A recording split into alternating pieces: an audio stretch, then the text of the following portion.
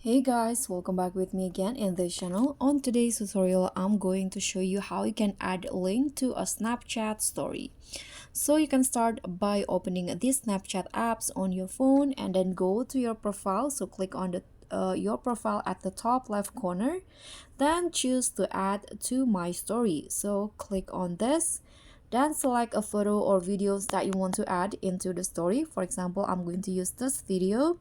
And after that, if you want to add the link, you can just click on the link icon at the right panel in here. This one, this clipboard icon. So in here you can paste the link that you've copied before. So you need to copy the link beforehand. So after that, here I'm going to just paste it in here, then click on the link icon again.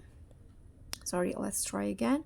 Click on allow, this one. So you can just click on the link and click on attach to snap, and you can see, sorry, you can see now this link has been added into my story, my Snapchat story.